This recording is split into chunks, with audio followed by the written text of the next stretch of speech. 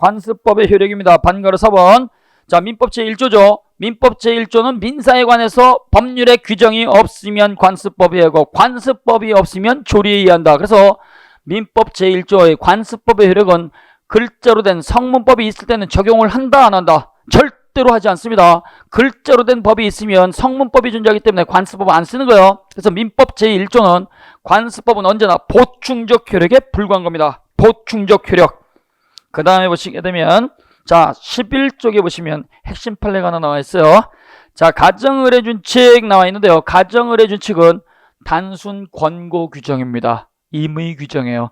지켜도 되고 안 지켜도 되는 자유로운 법입니다. 가정의례준칙은 뭐냐면 우리나라가 너무 외상을 갖다가 많이 하고 채무를 갖다가 많이 지기 때문에 결혼이라든가 그 다음에요 상을 갖다 치는 관혼상제 있어가지고 외상을 갖다가 처음부터 만들고 채무를 갖다가 만드는데 그렇게 하지 말고 검소하게 삽시다 라고 하는 게 가정의례준칙이에요. 그러니까 이 가정의례준칙을 갖다가 만들었다고 하더라도 종갓집에서는요, 그래 그 뜻은 알겠지만 우리는 종갓집이니까 제사를 갖다가 1년에 12번 지내야 돼. 그러면 12번 지내야 된다는 얘기예요. 그러니까 가정의례준칙 적용하지 않겠다는 거죠. 그러면 이 가정의례준칙은 권고 규정이고 안 지켜도 되는 자유로운 법인데요. 이러한 가정의례준칙과 다른 관습법이 있게 되면 그 관습법은 효력을 인정할 수 있다 없다? 없다. 왜요? 성문법이니까. 성문법이니까. 그러니까 어려운 건 아닙니다. 그래서 글자로 된 법이 있으면요, 글자 아닌 관습법은 적용하지 않는다는 얘기예요. 이것도 금년도에 다른 시험 문제에서 나왔던 겁니다. 그래서 열후적 그러면 열등하다는 얘기예요. 근데 보충적 효력이 있기 때문에 가정의례준칙과 다른 관습법은 가정의례준칙 자체가 성문법이기 때문에 관습법은 적용할 여지가 없다. 그 다음에 동글맹이 2번에 보면 예외적 효력이 있어요. 예외적 효력.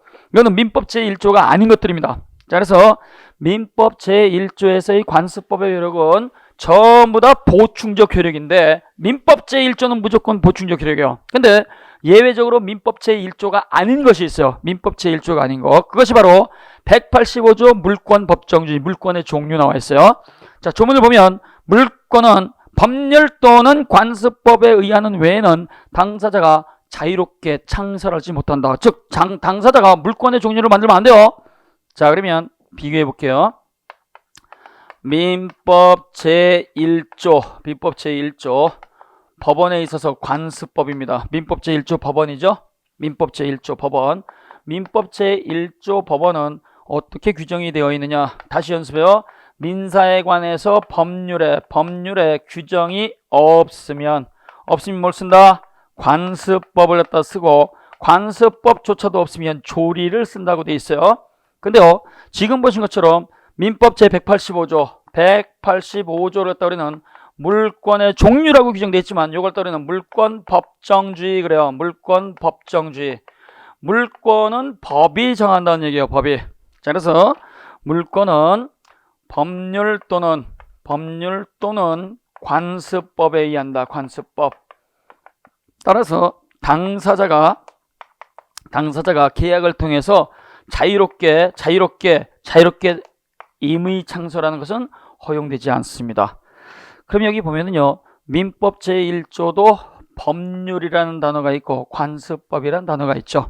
그 다음에 물권 법정주의에 있어서 물권도 법률 또는 관습법 해가지고 똑같은 단어가 들어가 있습니다. 근데 이게 전혀 다르다는 얘기예요. 그래서 민법 제1조에서 말하는 법률은 형식적 의미의 법률이라고 그랬습니까? 실질적 의미의 법률이라고 그랬습니까? 실질적 의미. 그래서 민법 제1조의 법률은 실질적 의미의 성문법입니다. 그러니까 국회의원이 만든 국회재정법뿐만 아니라 국회에서 만들지 않은 명령, 규칙, 조약, 조례까지 전부 다 포함이 되는 거예요. 그러나 여기 물권법정주에서 말하는 이 법률은요, 실질적 의미의 법률이 아니고 형식적 의미의 법률입니다. 형식적 의미. 그러니까 국회의원이 국회에서 통과시킨 국회재정법만 가지고 물권을 만드는 것이지 명령, 규칙, 조약, 조례에 있어서는 물권을 만들 수가 없어요. 그래서 양자가 달라요. 민법 제1조 민법 제1조 민법의 법원에서의 법률은 실질적 의미.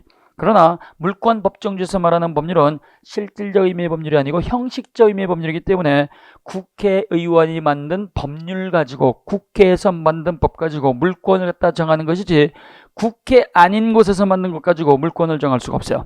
그래서 명령, 규칙, 조약, 조례가 포함되는 게 민법 제1조.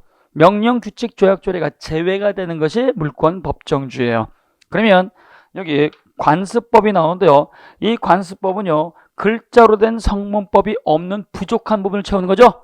그러니까 있으면 안 쓰는 거예요. 없으면 쓰기 때문에 관습법은 글자로 된 법이 없는 부분을 보충하는 보충적 효력에 불과한 거죠. 보충적 효력. 그래서 민법 제1조 관습법은 언제나 보충적 효력이에요. 그런데 여기는 관습법이 없으면 쓰는 게 아니고 또는이죠. 또는이니까 뭐요? 대등적 효력이에요. 대등적 효력. 글자 아니면 글자 아닌 관습법을 쓸 수도 있고 관습법 아니고 법률을 쓸 수도 있으니까 또는은 열등하다, 보충적이다가 아니고 대등적 효력이죠. 이거 아니면 이거죠. 그래서 물권 법정주에서 말하는 관습법은 대등적 효력입니다. 대등적 효력. 왜? 또는이니까.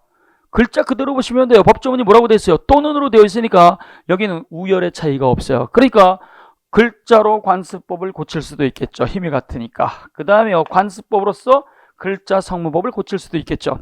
또는이니까. 그래서 대등적 효력은 예외적으로 같은 말로 변경적 효력 이렇게도 인정을 해줍니다. 그래서 물권 법정주의는 없으면 쓰는 게 아니고 또는이란 글자로 되어 있기 때문에 물권 법정주의에서 말하는 관습법은 대등적 효력을 인정해 줄 수 있다라는 얘기가 있다. 그 다음에요. 상법 제1조가 있어요. 상법 제1조. 아니 민법 총칙을 공부하는데 이런 게 왜 나옵니까? 다 시험 문제 나오는 것들이에요. 왜? 민법 제1조 법원에 관한 관련 부분이기 때문에. 자, 상법 제1조가 있는데요. 상법 제1조는 상법의 법원을 갖다가 규정을 하는 겁니다. 상사에 관해서 분쟁이 있으면 성문상법을 갖다가 적용을 해줍니다. 성문상법, 상법전이죠. 상법의 규정이 없으면 상관습법을 쓰고 상관습법이 없으면 이때는 민법을 적용하는 거예요. 민법을. 자, 그러면 여기 상관습법이죠. 상관습법은 성문상법에 대해서는 보충적 효력입니다. 상법의 조문이 없으면 상관습법을 쓰기 때문에 상법의 조문이 있으면 안 쓴다는 얘기예요. 그래서 상관습법은 성문상법에 대해서는 보충적 효력을 갖어요. 보충적 효력. 근데요, 일반 민법에 대해서는 우선적 효력을 갖습니다. 민법의 우선에서 효력을 갖다 갖는 거죠. 그럼 여기 상관습법은 말 그대로 관습법이고요. 일반 민법은 성문법이 되는 거예요. 성문법. 그러면 상관습법이 성문법인 민법에 우선하게 되면 성문법 우선주의를 딱 위반한 것이다. 이렇게 되면 맞느냐? 틀립니다. 이건 성문법 우선주의를 딱 위반한 거 아니에요. 여기는 특별법 우선의 원칙이 적용되는 거예요. 그래서 민법은 일반법이고 상법은 뭐예요? 특별법이니까. 그래서 여기는 특별법 우선의 원칙에 따라서 상관습법이 일반 민법의 우선적 효력을 갖는 겁니다. 이해되시겠죠? 자, 그래서 상사에 관해서 분쟁이 있었을 때에는 상법전을 갖다가 적용을 하고 상법전 성문법 조문이 없으면 상관습법을 쓰고 상관습법도 없으면 그때는 일반 민법을 쓴다는 얘기예요. 따라서 상관습법은 성문상법에 대해서는 보충적 효력을 갖는다. 성문법 우선의 원칙. 그러나 상관습법은 일반 민법에 대해서는 우선적 효력을 갖는다. 왜? 특별법 우선의 원칙이 적용되기 때문에. 이거 다 관련 지문 나왔던 것들이니까 우리가 기억을 해 놓으시고요.